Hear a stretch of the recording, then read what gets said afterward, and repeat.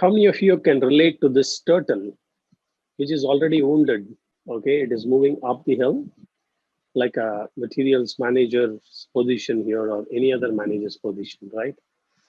Which is carrying loads of problems at its back, like bad delivery, high inventory, high cost.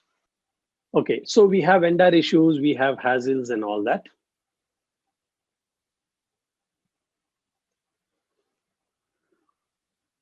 And on the top of it, in its leg, it's tied productivity problems and other things. So our situation is like this, right? We keep switching between various issues like changing schedules. It's like a tightrope walking all the time. And hence, we shared the story of lion and deer in this forest where the deer wakes up in the morning and it thinks if I have to survive, I have to be faster than the fastest lion. Otherwise, the lion will kill me. On the other hand, the lion wakes up in the morning and says that if I have to survive, I have to run faster than the slowest deer. Otherwise, I will starve out of hunger and die. So it doesn't matter whether you're a lion in the jungle or whether you're a deer. If you have to survive, you have to, please type in the comment box. So if you talk about size or speed, okay, in last century, it was the big fish that ate the small fish, okay? But now it is a fast fish that is eating the slow fish. So the question to you, all of you, I want your participation in the chat box. What do you do if you're not feeling well?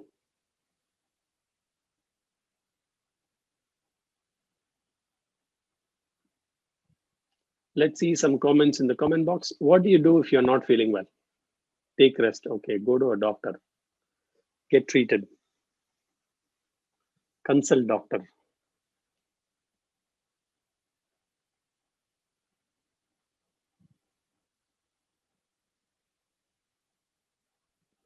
Okay. So as you said, they go to the doctor, they go to consultants.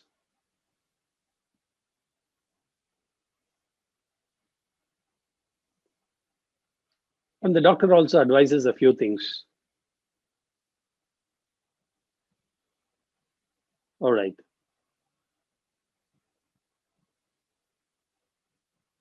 Now my question to you is, what would you do if your organization is not doing well? What are the symptoms? Can you mention some symptoms of your organization not doing well? The results. The results are not good. What else? Bad KPI. What KPI is that? Key performance indices. What key performance indices? Lack of process, low profits, rejections. Yeah. Low productivity, late deliveries. Yes, keep commenting. High rejections.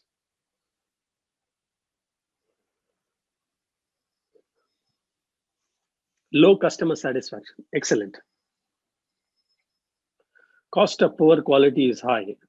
Lack of interest in work. Unhappy workers. Excellent.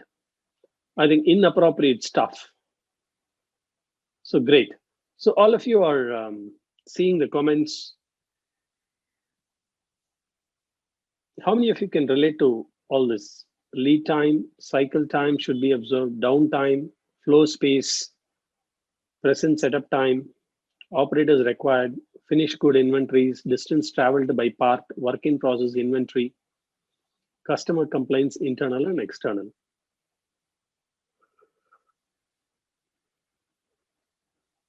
So these are all the symptoms in your organization.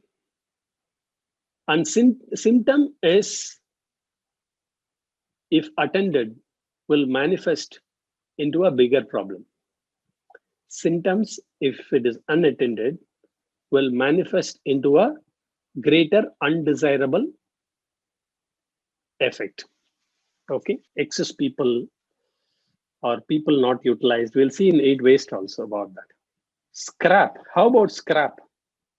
Rework, tag time. How many of you don't know what takt time is? Type NO in the comment box.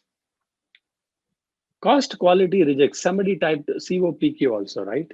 Number of equipments required. How planning is done. Present work procedures or standardized works. Volume of production during the month. Incoming material, rejects, supplier analysis, vendor profile. Why am I giving all this? We are talking about all this because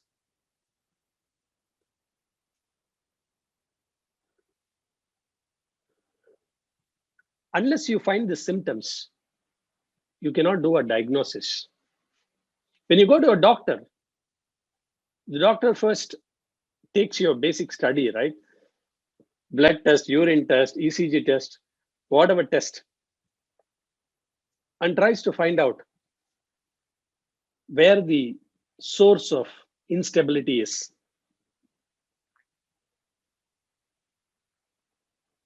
Now, we see these symptoms when we go to an organization, but then if you want to become, how many of you want to become consultants here or trainers here?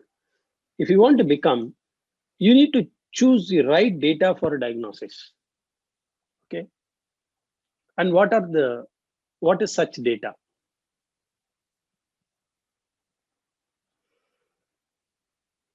What is the nature of customer demand?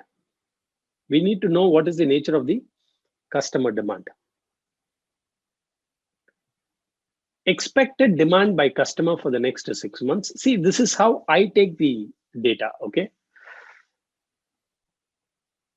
I try to collect the customer demand information, expected demand by the customer for next 6 months. There are three things. One is the forecast. Then the forecast is translated into demand or work order, okay? Or some people call the work forecast itself as a demand. But then finally into a firm work order or a schedule. And then they give it for production plan. After work order is given, the production planning will give a different set of schedule. Okay. Because in some places, they will release the schedule and they will release the work order for only what has to be processed based on adjusting the inventory, whichever type that you do. But what is important is forecast, that is based on the customer buying pattern. You try to see what the customer would want in the future and accordingly plan for every month or every week. So that is the forecast. Second is you give a plan for production. Third thing is there will be production versus actual. Actual will be different from production. And fourth thing is dispatch. The dispatch will be different from production. All what is produced will not be dispatched. So the forecast is different from the work order or a production schedule that is released. And production schedule and actual productions are different. And actual production and actual dispatches are different. How many of you agree with what I'm saying? Type agree in the comment box. So the point that I'm trying to say is we need to see all these patterns as lean doctors. Okay, how many of you want to become lean doctor? Type me in the comment box. The actual quantity of products for the next 6 months, the quantity planned to be produced by planning department and actual performance, and measurement of customer delivery performance.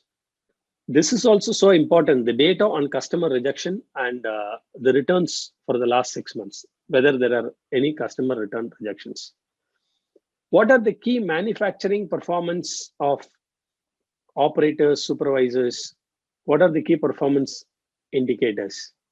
List of equipments or machineries available for manufacturing. I always ask this question, list 2 equipment for which capacity bottleneck is often experienced. Now, in many of my slides, I don't use much words. If you've seen in the morning presentation also, it would be going fast in pictures. If you see the Wednesday sessions also, it will be going fast. But there are certain slides where I cannot afford to explain some practical things what we do. So what is that you need as a lean consultant? When you look at the organization, go through the symptoms and arrive at what data you need for the diagnostic study. So in the last 2 slides, I have indicated about the symptoms that you have to see, and I have written down maximum loads of symptoms there. You can pick up a few symptoms which might be glaring at you. And from that symptom, get a clue on what data further you should ask for diagnostic study. For example, if the symptom is cough, I will go and ask him to do a chest X-ray. If the symptom is fever, I will go and ask him to do a blood checkup. How many of you are clear with this? Type super clear in the comment box. Or how many of you are not clear? Type NC in the comment box. So as lean doctors, you need to be clear about the symptoms. And then from symptoms, you need to be clear about what data you need for a diagnostic study. And whatever that I have given in these slides are only indicative. Okay, I'm not asking you to tomorrow go through this laundry list and ask the customer, hey, customer, give me expected demand for the next 6 months. Our lean Dr. Murali has taught us, okay, what is the actual demand?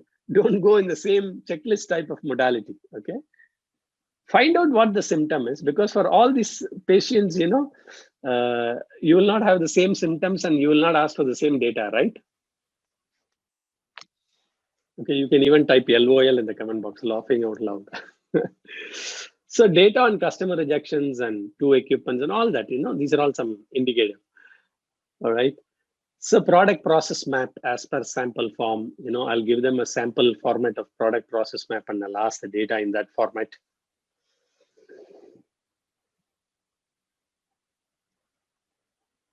In some cases, I will even ask the setup times, major, minor, intermediate of each equipment.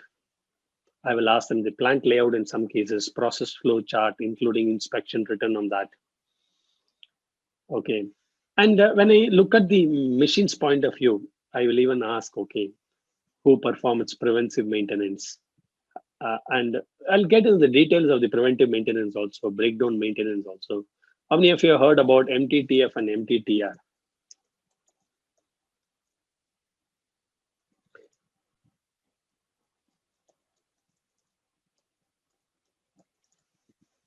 How many of you have not heard? Okay.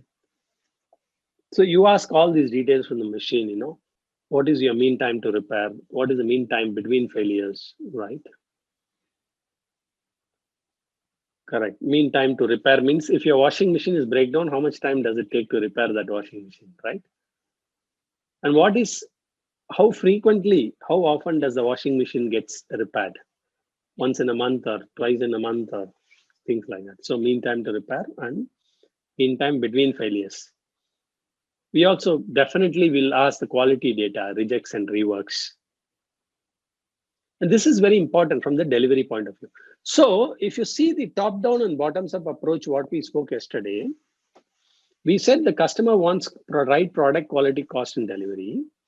And in quality, definitely we will ask for the key pain points of the customer in terms of how much is the rejection, rework, where the rejection is more, where the rework is more. Some people call fallouts, right? Where the fallout is more and things like that. So that's from the quality perspective. From the cost perspective, people also would like to explain about productivity, output per man hour and stuff like that, efficiencies and things like that. Okay, from the cost perspective. Even from the cost perspective, people talk about the inventories, right? Inventory cost, how the inventory is haunting us. And this one, I'm talking about the lead time from the delivery point of view. What I'll tell them is give me last 50 purchase orders and tell me when the purchase order was raised and when you made the delivery. Okay, when you made the delivery challan. So that's one of the lead time that we might track, right from PO to DC. I hope this slide is clear. And there are also other data. I'm giving you a list so that you can mentally understand this. And when you actually go to the organization to find out what you have to ask. You can just go through it and frame your questions and ask. Actual good inventory data for the last 3 months. The inventory transaction record will be better. Okay, WIP data are different. I know WIP will change from day to day, right? So snapshots in 10 different times. Is the selected area employees covered group incentive schemes? I'll ask them sometimes about the incentive schemes also. Multi-skill matrix of value orders. Okay. So on one hand, we are talking about as lean doctors, it's very important to find out the symptoms of the organization and also ask the right questions initially to find out what is stable and what is not stable, because from measurement, we have to improve certain matrices. Okay, before improving the matrices, we need to find out what needs to be stabilized, what needs to be standardized, where it has to be sustained, and then we'll have to go to improvement. That is why yesterday we spoke about the 4 golden rules. What is not measured cannot be improved. But before jumping from measurement to improvement, we say what is not measured cannot be stabilized. What is not stabilized cannot be standardized. What is not standardized cannot be sustained. And what is cannot be sustained cannot be improved. Okay. So when you talk about best practices, it has to be a philosophy of continuous improvement, right? And not in some pockets. It has to be the whole organization. Exceed customer needs. Okay. That best practice should quickly and efficiently exceed customer needs by reducing all process to their core value adding elements. Eliminate waste through total employee involvement. It is based on laws of nature. In fact, I wrote an article 10 years back, I think, okay, that lean is law of nature. Lean is law of nature. Okay. So I try to compare nature and how nature follows some lean principles. Okay. For example, dinosaurs become extinct. I don't know. These are all my own thoughts. Okay. Dinosaurs became extinct because they were not flexible. You know, they could not be agile and they could not adapt. Okay. So similarly, in my sessions, I used to say no dinosaur machines. Make it small and flexible and agile. I also show the picture of the hen and cock, you know, which takes the raw material and then give one set, single piece flow, right? And so on and so forth. If you see in nature also, there are a lot of lean principles. We will discuss that at some point in time. Okay, so I said lean is law of nature, the flow. So we come to this golden rule in which we say in all business processes, either it is operational or transactional, benefits are directly proportional to the speed of flow of material and information. How many of you are clear with this? Type clear in the comment box. The faster is the flow of material and information, greater are the benefits. Okay, this is very important. Now, this golden rule lays the foundation for one of the flow concepts of lean, because today's question also we spoke about the flow.